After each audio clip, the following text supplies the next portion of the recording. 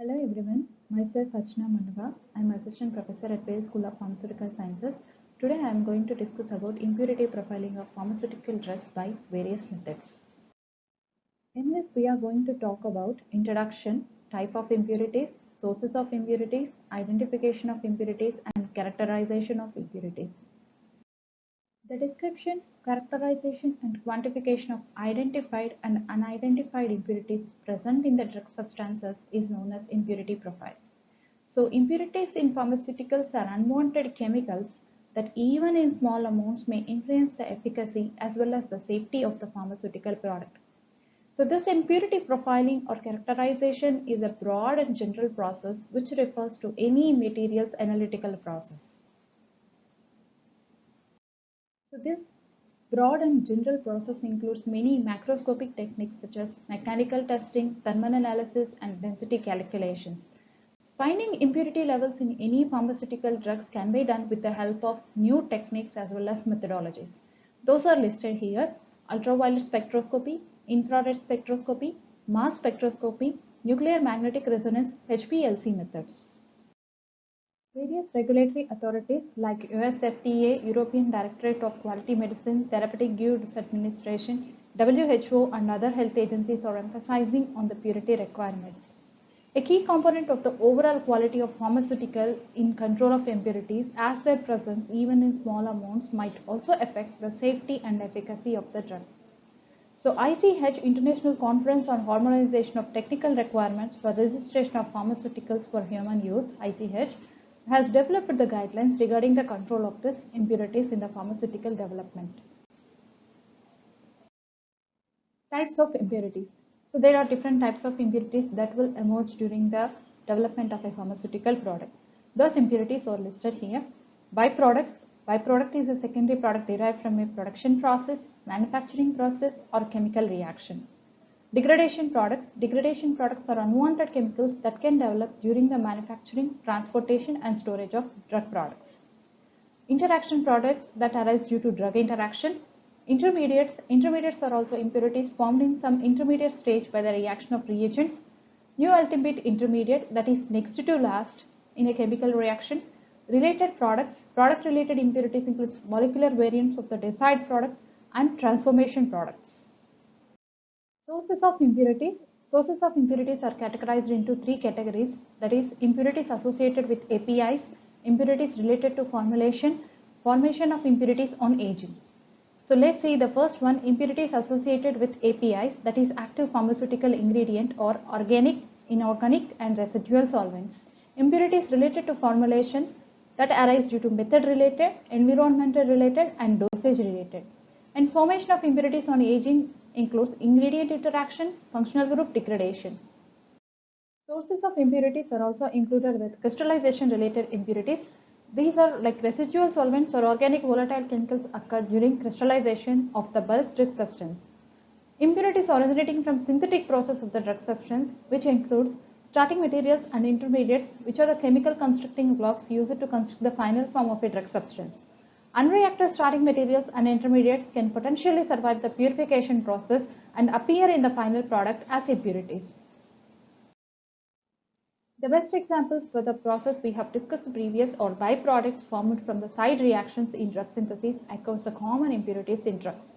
Apart from that, chemically active reagents, metallic ligands, and various catalysts used in the synthesis of a drug substance can be carried over to the final products as trace level impurities. Apart from that, we have impurities arising during storage. So degradation of the drug substance is one of the major source of impurity caused by the chemical instability of the drug substance under the conditions. These conditions include heat, moisture, solvent use, pH, light, etc. So these can be arised during the manufacturing, isolation, purification, drying, storage, transportation, and interactions with other chemical entities in the formulation.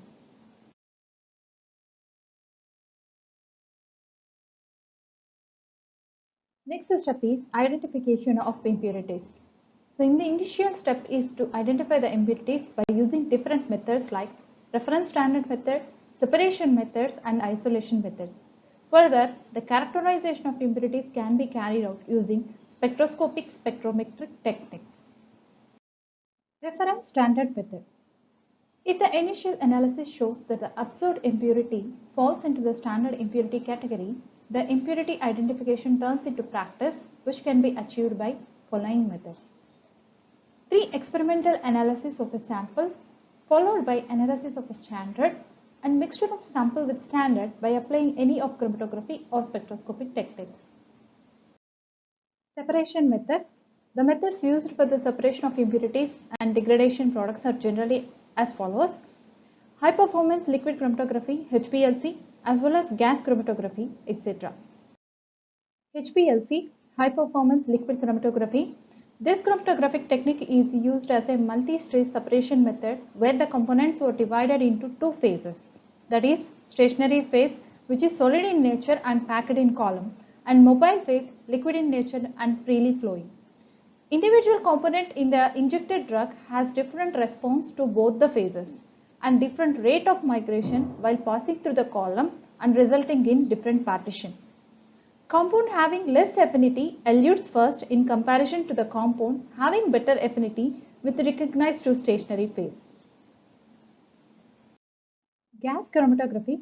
So gas chromatography is a dynamic method used for separation and detection of volatile organic compounds in a mixture. It involves the phasing of gaseous solutes between an inert gas mobile phase and stationary phase or liquid phase. A number of volatile components can be separated by modern capillary column gas chromatographs, which permits identification through retention characteristics and detection at parts per million levels using a wide range of detectors. Isolation methods. So it is necessary to separate impurities for their structural elucidation. Generally, chromatographic and non-chromatographic techniques are used for isolation of impurities before characterization. So a list of methods that can be used for isolation of impurities are here. Solid phase extraction method, liquid-liquid extraction method, solvent extraction method, supercritical fluid extraction, column chromatography, preparative HPLC, preparative TLC, and flash chromatography. Characterization methods. Characterization methods include ultraviolet, infrared, mass spectrometry, and nuclear magnetic resonance spectroscopic methods, which are widely used for the characterization of synthesized or isolated impurities. It has been observed that various functional groups give characteristic IR absorption at specific ranges in complex atomic interaction within a molecule. IR absorption of the functional groups may vary over a wide range. IR spectral data is a confirmatory test for information obtained from other techniques. Nuclear magnetic resonance. NMR plays a vital role in identifying low-level impurities in bulk drug materials with or without chromatographic isolation. Structural elucidation of impurities in drug materials mostly involve 1H and 13C experiments. The information obtained from these experiments is sufficient to ascertain the structure of the unknown impurity in the drug material. The introduction of NMR with online coupling to HPLC reduces the need for preparative isolation of impurities. HPLC analysis is carried out in the reverse phase mode using buffered acetonitrile based eluents with a higher injection volume 50 to 100 microliters. Mass spectrometry in impurity profiling.